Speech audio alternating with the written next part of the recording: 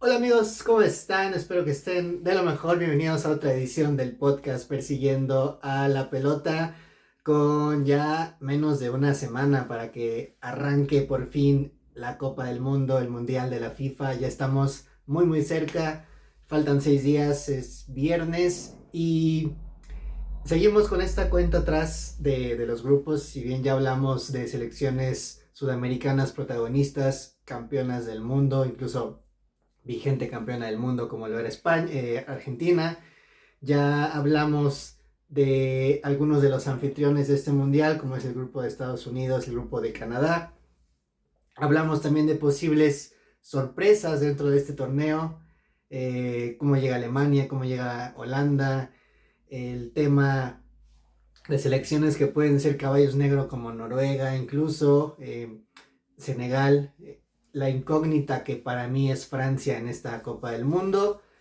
Pero hoy toca hablar ahora de selecciones que para mí son las máximas favoritas a ganar el Mundial, las que para mí tendrían que estar en la final y las que mejor equipo tienen. Ojo, mejor equipo, que puede que otras selecciones tengan mejor plantel, mejores nombres, pero estas dos selecciones de las que hablaré el día de hoy tienen mejor interiorizado lo que es una estructura, un equipo, y están mucho mejor balanceadas que la gran mayoría de las otras selecciones que participan en esta Copa del Mundo. Hablo del sector H, conformado por España, Cabo Verde, Arabia Saudí y Uruguay, y el sector K, conformado por Portugal, la República Democrática del Congo, Uzbekistán y Colombia. Vamos a centrar el análisis en este episodio en esos dos grupos, pero sobre todo en dos selecciones clave como lo son las cabezas de serie España por un lado, Portugal por el otro, sus cruces, y obviamente voy a explicar por qué creo que esa va a ser la final del mundo en el MetLife Stadium en New Jersey dentro de mes y medio. Llegaremos ahí, vámonos con calma. Empecemos por el grupo H de España, la Furia Roja, vigente campeona de Europa, vigente subcampeona también de la Nations League, campeona también olímpica en París, y una selección con nombres extraordinarios, increíbles, impresionantes. Una selección que llega conformada por varios nombres, pero protagonizando sobre todo con 8 futbolistas del Fútbol Club Barcelona, que son 8, pudieron ser 10, 11.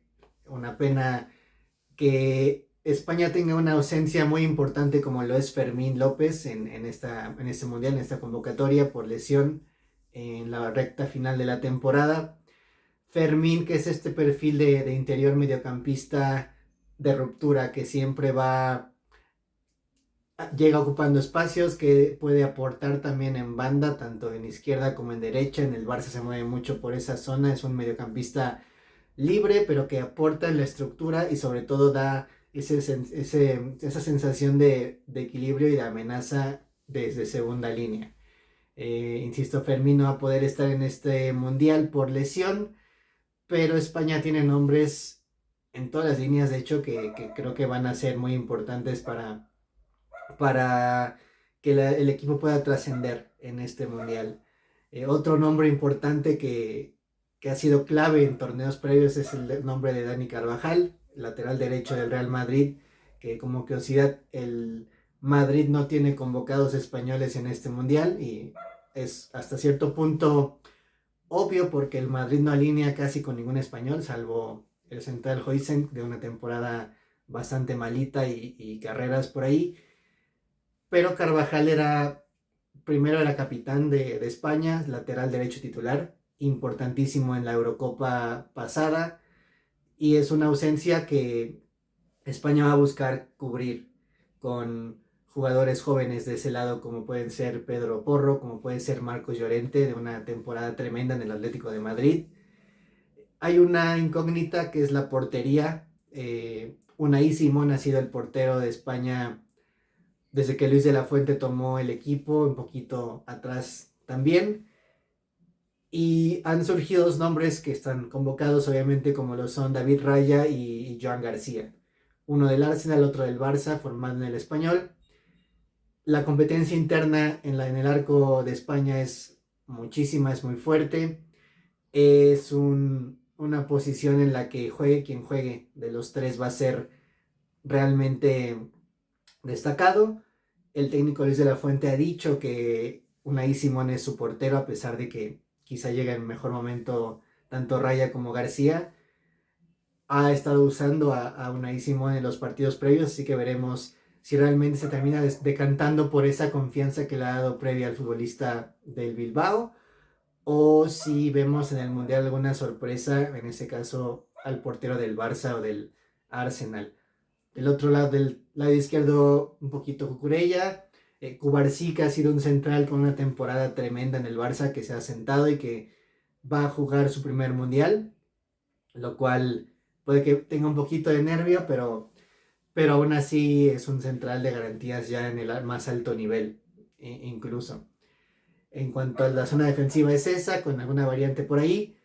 Después un poquito la incógnita en medio campo, si bien va a tener seguramente en doble pivote a Rodri Hernández y a Pedri del City y del Barça.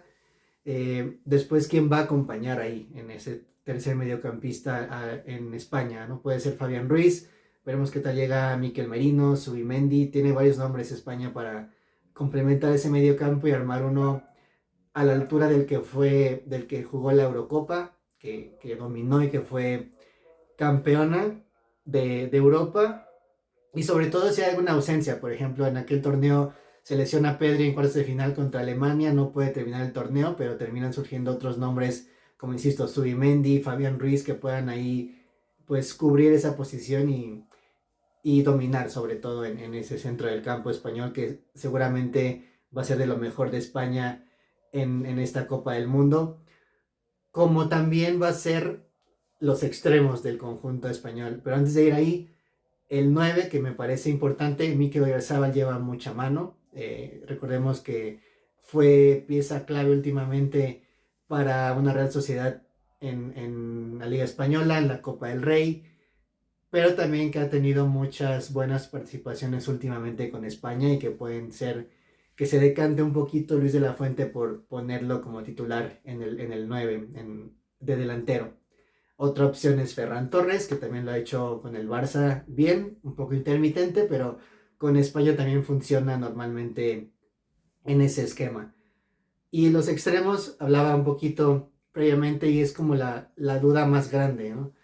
Lamine Yamal se lesionó a finales de abril y no ha jugado al fútbol desde entonces. Nico Williams también tiene problemas un poquito de lesión, ha estado por ahí en dudas, no ha tenido una temporada de mucha continuidad como años anteriores, y creo que por ahí va a pasar o no el futuro de España en este mundial. Más allá del medio campo poderoso con Pedri, con Rodri, con Fabián, es qué tanto sus jugadores determinantes van a poder estar al nivel o no y traer ritmo o no en este mundial. Por un lado, Nico Williams, futbolista que fue impresionante, entró con todo en la Eurocopa, con un nivel tremendo, desbordando, siendo extremo por izquierda, aportando a esa banda. Y obviamente por el otro lado, Lamine Yamal, ¿no? Esta nueva superestrella del fútbol que con el Barça tuvo una temporada otra vez excepcional, sobresaliente, pero que es un futbolista que normalmente necesita ritmo para poder mostrar su mejor versión. Y veremos qué tanto le afecta el hecho de que esté parado por un mes, que prácticamente no toque balón por un mes. Veremos si puede estar al nivel para aportar en una España en la que, fuera de tener centrocampistas del más alto nivel, dependen mucho de sus extremos. Insisto, Lamine por un lado, Nico Williams por el otro. Si bien puede tener algún recambio en la banca, esos son los jugadores que van a ser determinantes a la hora de que España en una ronda, una instancia mayor, dependa o no de la individualidad para avanzar en ese partido, ¿no? Y aspirar al título, obviamente. Dicho todo esto, el grupo de España es muy accesible. Va a enfrentar a una Cabo Verde que aprovechó un poquito la bondad de su grupo en eliminatoria africana con una Camerún que se cayó a pedazos durante toda la eliminatoria, con una Angola muy por debajo del nivel para aspirar al Mundial. Y Cabo Verde que aprovechó sobre todo la localía para conseguir puntos, para ir ahí de a poco aspirando al boleto mundialista y que venció en el partido clave a Camerún en casa para lograr ese boleto histórico al mundial. Después sellándolo ante Eswatini en casa también. Pero es una selección que obviamente va a debutar en la Copa del Mundo, nunca antes ha ido a un mundial, lo cual la poca experiencia en instancias tan grandes le puede pesar a jugadores tan jóvenes y tan faltos de roce internacional, a pesar de que muchos futbolistas juegan en Europa, en ligas de segundo nivel, pero es una selección de Cabo Verde que realmente no va a ser un rival que sea de cuidado para las potencias, que no creo que esté peleando por incluso ese tercer puesto como mejor tercer lugar en el mundial, pero que va a animar el mundial, va a animar el grupo y que va a ser lindo ver una selección pues de ese nivel tan quizá desconocido jugando en una Copa del Mundo. El otro rival es Arabia Saudí, una selección que, a ver, le costó mucho más de lo que creí que le costaría avanzar al Mundial. Perdió un partido decisivo en casa contra Australia, el cual clasificó a los Socceroos y mandó a Arabia a la cuarta ronda, al pre-repechaje asiático, en el que primero sufrió para vencer a Indonesia también en casa, 3-2, y luego le sacó el empate a Irak de forma increíble, sufriendo en casa también. O sea, Arabia jugó 3 partidos clave en Riyadh, apenas pudo ganar uno por un gol y eso hizo que terminara avanzando al Mundial, no siendo una selección tan sobresaliente como en procesos previos.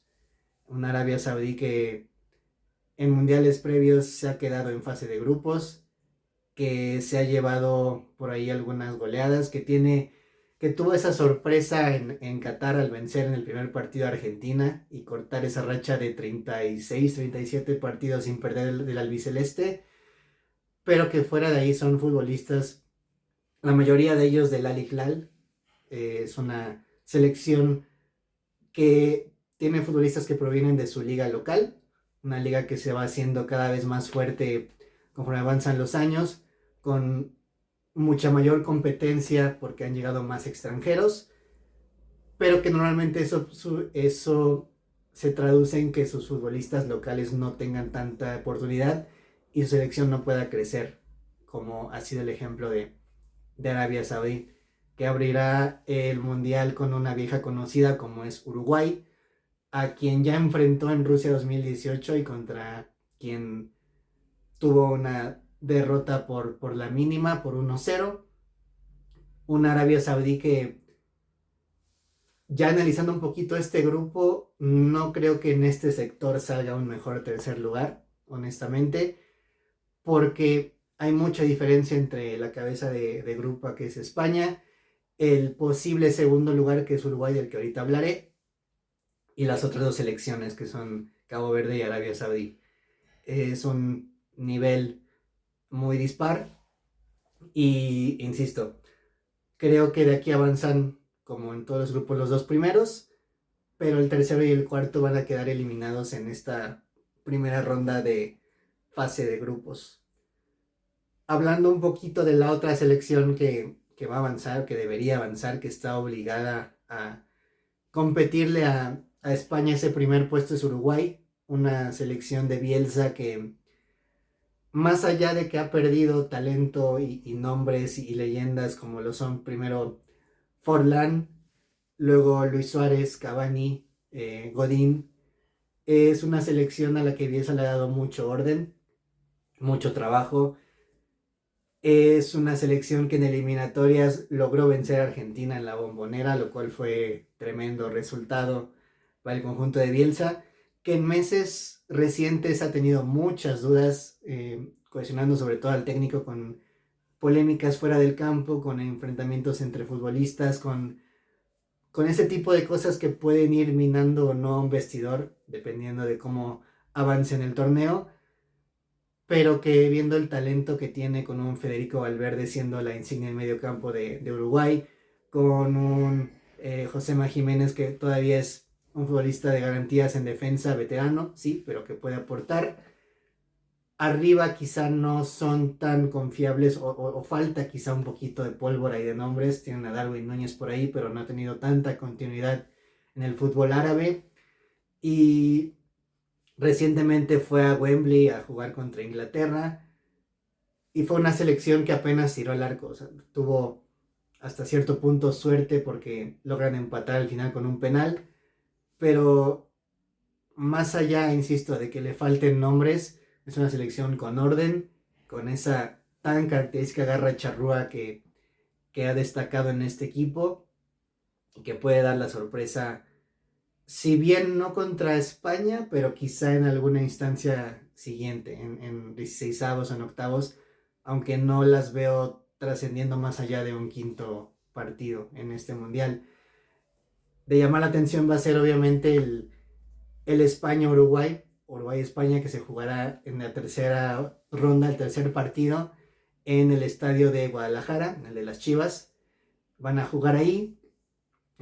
Uruguay va a tener esa opción de jugar contra España en territorio mexicano, seguramente para decidir el grupo, para ver quién queda primera y quién segundo.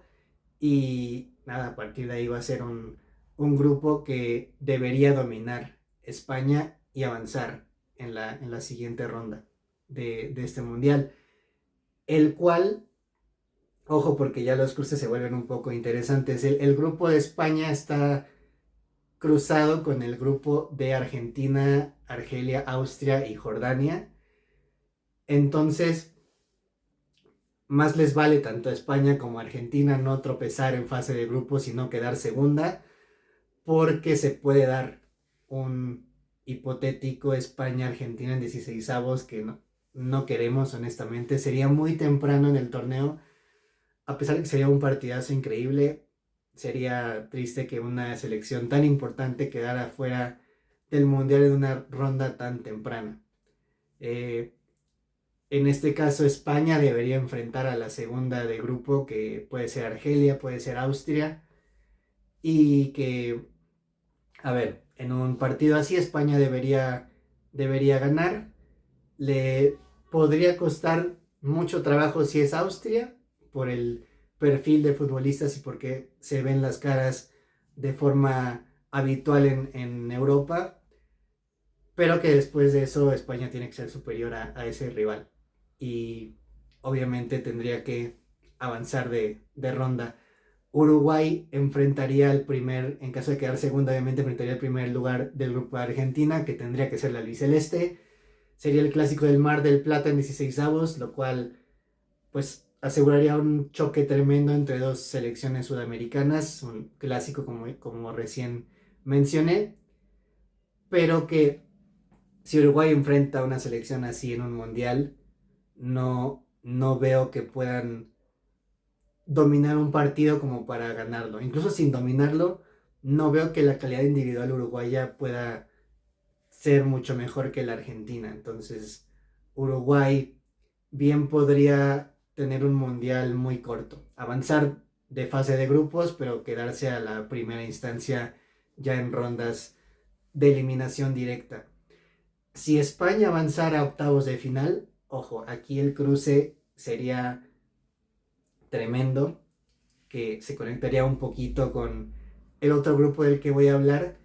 Cruzaría con Colombia en fase de octavos de final, lo cual para mí sería un partidazo increíble. Colombia ya le ganó a España en un amistoso hace un par de años, que se jugó en territorio europeo, pero, y ahorita entraré en detalles con Colombia. España es una selección que va a depender muchísimo de qué tanto pueda dominar o no el partido para ver si puede trascender en instancias ya altas del mundial contra rivales de mayor exigencia que los que puede enfrentarse en fase de grupos. Uruguay va a ser una prueba temprana muy buena para evaluar un poquito a España, para ver qué tan bien o no llegan tanto Lamine como Nico, como Mikel Merino, como sus nombres que ahorita son duda por lesión o que vienen saliendo de lesión, y que va a hacer que esta selección de España pueda tomar ritmo para cuando enfrente a un rival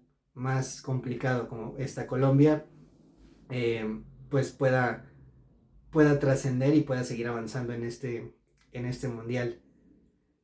Me detengo un poquito con el análisis de España porque ya se viene un poquito el cruce y tenemos que hablar de Portugal. Tenemos que hablar de ese grupo K, de el Congo, de Uzbekistán un poquito también y de Colombia, sobre todo de Colombia.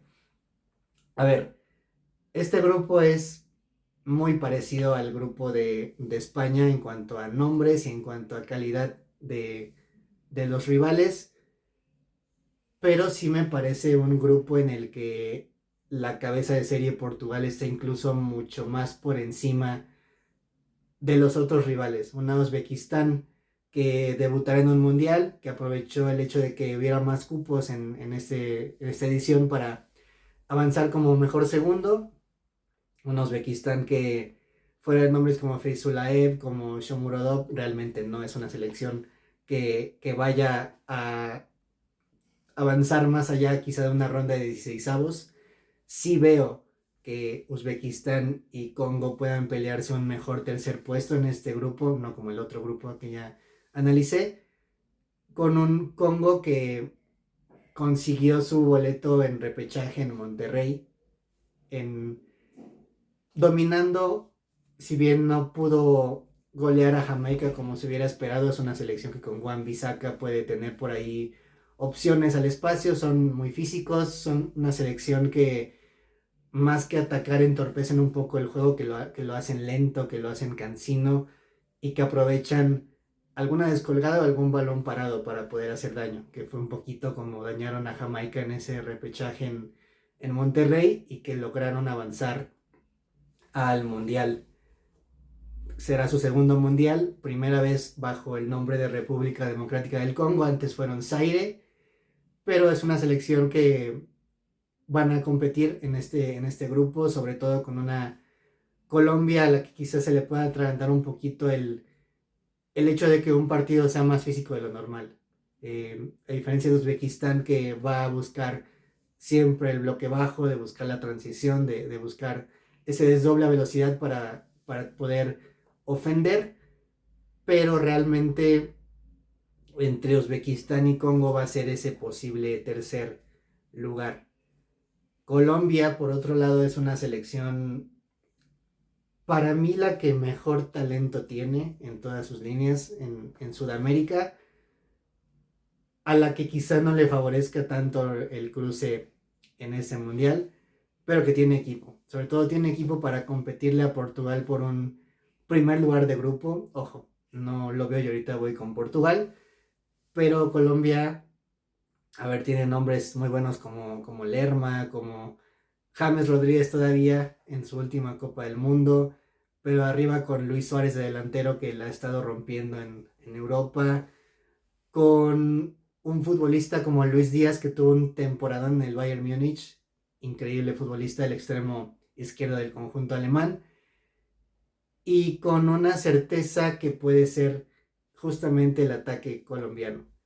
Tuvo por ahí un partido en marzo contra Francia en el que fue realmente superado el conjunto colombiano, pero que se vieron destellos de un funcionamiento correcto para enfrentar a una potencia y que va a necesitar, en caso de que se dé ese duelo ante España en octavos que ya mencioné, va a ser una selección que compita, que anima el torneo. Va a ser una selección que juegue en México 2 partidos del mundial. Va a abrir primero contra Uzbekistán en el Estadio Azteca o en el Estadio Ciudad de México, y después va a jugar contra el Congo en Guadalajara. Entonces vamos a tener la posibilidad, la afición mexicana, de ver más de cerca a Colombia, de que esa mezcla latina por ahí potencie un poquito más al conjunto cafetero. Después ya irán a Miami en el tercer partido para enfrentar a Portugal, pero va a ser una selección muy divertida de ver, que en mundiales recientes ha avanzado de ronda, sobre todo en aquel tremendo partido contra Inglaterra en octavos de final en Rusia, que se fue hasta los penales, que Yerry Mina rescató en un córner en la compensación y luego forzaron penales. No pudieron avanzar, y obviamente el recuerdo también previo de cuando surge James como figura colombiana en Brasil, cayendo en cuartos de final precisamente contra la anfitriona de ese torneo. Pero es una Colombia que siempre anima, que siempre está ahí, que se perdió un mundial, pero que regresa y lo va a hacer bien este conjunto colombiano. Aunque no mejor que Portugal. Ojo con Portugal. A ver, vamos a desglosar un poquito a la selección lusitana, quitando por un momento el nombre tan gigantesco como es el de Cristiano Ronaldo. Portugal para mí es la mejor nómina del mundial. Así de sencillo. La mejor plantilla. Los mejores 26 de la Copa del Mundo. Línea por línea un poquito, Portugal tiene en el arco a Diogo, es el portero titular, que si bien no paró contra México en el Azteca, ahí fue Ruiz Silva el que estuvo en el arco, pero yo creo que va a ser el titular de esta selección. Después en la línea de medios, de defensas, puede poner a Rubén Díaz por ahí, a Sergio Conceição, pero uno de los fuertes de Portugal va a ser primero sus laterales. Nuno Méndez por izquierda, seguramente Joao Cancelo por derecha en esas dos bandas. Un jugador que estuvo préstamo en el Barça los últimos 6 meses y que recuperó el nivel que buscaba tener, y sobre todo la regularidad para poder llegar al Mundial en buen estado. Y Nuno Méndez, que para mí es el mejor lateral izquierdo del mundo, con el Paris Saint-Germain, dominante, muy potente, que siempre encuentra el carril por esa banda y llega y mete centros, incluso se mete por dentro para aportar el medio campo y tener mayor control de balón.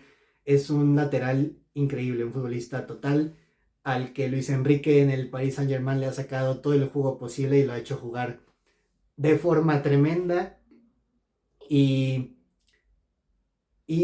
curiosamente no es la mejor línea portuguesa. A ver, Vitinha, Joao Neves, Bruno Fernández y Bernardo Silva. 4 centrocampistas totales, cada uno en su rol definido, con Vitinha con esa salida de balón, con Joao Neves apoyando en doble pivote quizá, pero con una altura más arriba, con Bruno Fernández organizador del medio campo portugués y un Bernardo Silva flotando por banda, sobre todo por derecha. Es un medio campo portugués impresionante. Insisto, el mejor medio campo del mundial, capaz de dominar partidos, capaz de llevar el ritmo del partido, llevar el peso, con un Vitinha que los últimos 2 años ha sido un futbolista espectacular, el mejor mediocampista junto con Pedri del mundo. Un Joao Neves que del Paris Saint-Germain también ha destacado bastante, que ha sido un gran complemento en ese medio campo.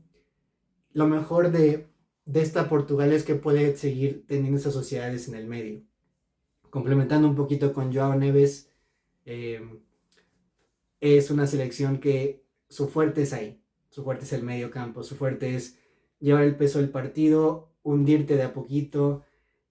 La recuperación tras pérdida tiene que ser también tremenda para que en esa faceta ofensiva, Portugal pueda permitirse seguir instalándose en campo contrario y dominar los partidos con esos nombres que, insisto, son tremendos. Arriba puede jugar Trincao como falso 9 o por banda. Puede jugar también Joao Félix, que ha estado en el fútbol árabe y no le ha ido tan bien, pero ha tenido cierta regularidad. Gonzalo Ramos, que ha sido un delantero de relevo en el Paris Saint-Germain para contextos específicos, pero que puede funcionar también para el conjunto portugués, con Sensao de la Juventus. Y obviamente, trayendo al gran nombre portugués Cristiano Ronaldo, el máximo anotador, no solo portugués, sino en la historia de las selecciones y el máximo goleador en la historia del fútbol. Una leyenda que jugará su sexto mundial, que más allá de la presencia y el nombre que es Cristiano Ronaldo, Portugal tiene que asumir al astro portugués como un arma más y no como la principal arma. Un poquito como puse el ejemplo con Messi, con Argentina, pero si Portugal pretende jugar para Cristiano y olvidarse un poquito del medio campo, de dominar, de llevar el balón, de los extremos, de sus laterales, va a ser un desafortunado torneo para el conjunto lusitano. Cristiano tiene que verse como esa arma en ataque, ese 9 que va a aportar muchísimo al conjunto portugués en ataque. Veremos qué tanto aporta en defensa, en fase de presión, en fase de repliegue. Cristiano con sus 41 años ya no está para esos trotes, ya es un futbolista distinto, con un perfil de 9 puro rematador, que vivirá siempre en el área y que tendrá que estar ahí, pero que el hecho de que use la cinta de capitán, que esté en la cancha, le va a dar esa cierta, lo va a elevar su simple presencia para que sus rivales, uno, se intimiden, que estén más pendientes de él, que incluso le pongan doble marca en defensa, y va a poder liberar a otros compañeros para que Portugal pueda dañar por otras vías. Insisto, Portugal debe usar a Cristiano como una de las vías, no como la principal en este torneo. Y más allá de eso, Portugal luego en los cruces va a tener un cruce accesible, va a enfrentar, en caso de avanzar primero de grupo, que las ve avanzando primeros de grupo, va a enfrentar a una selección de los mejores terceros lugares, que puede ser el grupo de Estados Unidos, puede ser Estados Unidos misma, de hecho en esa ronda. Puede ser un rival africano como Costa de Marfil, puede ser quizá Egipto. Habría que ver un poquito cómo sean los grupos y los resultados, pero que incluso después de enfrentar ese posible tercer lugar, en octavos se enfrentaría quizá a una Bosnia o a una Suiza en este cruce, porque se cruza un poquito con el grupo del anfitrión a Canadá, el mejor segundo lugar, y tampoco sería una selección tan difícil para un conjunto portugués que precisamente enfrentó a Suiza en el mundial pasado en octavos de final y les hicieron 6 goles. Entonces Portugal va a ser hiper favorito tanto en ronda de 16avos como en ronda de octavos, y también va a ser favorito en ronda de cuartos de final contra una hipotética Argentina. El partido del morbo, el partido del siglo, si le quieren llamar, porque enfrentaría a las dos más grandes leyendas de este siglo y quizá de la historia del fútbol en su último partido del mundial en cuartos de final, ¿no? Una hipotética Argentina contra Portugal en cuartos de final sería de otra galaxia. Y más allá de que Argentina pueda irse creciendo conforme avance en las rondas, conforme puedan conseguir resultados favorables, no es una selección que a mano en un partido único pueda contra el conjunto portugués. Sobre todo por lo que ya mencioné, por el medio campo portugués, por ese dominio que pueden tener en esa zona del campo, por lo potentes que son sus individualidades, pero sobre todo por lo mucho que todas esas potencian al colectivo portugués. Y ahí es donde creo que es la mayor virtud de Portugal, que Roberto Martínez le ha sacado muchísimo jugo a sus futbolistas, a los perfiles, a realmente complementar a un equipo y tener diferentes respuestas en la banca para diferentes contextos. Portugal puede jugarte a la transición, puede dominarte el partido, puede dañarte a balón parado, es una selección muy completa. El conjunto lusitano, vigente campeón de la UEFA Nations League, venciendo a España en penales en la final, a la que previamente vencieron a Alemania también. Y, insisto, es una selección tan buena, la portuguesa, que eliminaría en ese hipotético duelo de cuartos de final a Argentina, que después podría jugar contra una Inglaterra en semifinales si es que se da el cruce o la lógica en todas las llaves. Y aquí llegamos al punto clave de este mundial, del análisis, en el que si se dan todas las lógicas, y mi pronóstico también, obviamente, España y Francia se enfrentarían en una semifinal del mundo, y Portugal e Inglaterra se enfrentarían en la otra semifinal. Una España que ya enfrentó a Francia en la Eurocopa, en donde les ganaron 2-1, que fue el partido consagratorio de Lamine Yamal en aquella semifinal europea, que después volvieron a verse las caras el año siguiente, o sea, el año pasado, en semifinales también de la Nations League, que España, ese partido lo gana 5-4, pero realmente España es muy superior al conjunto portugués, al que le fue ganando incluso 4-1, 5-1, si no me equivoco.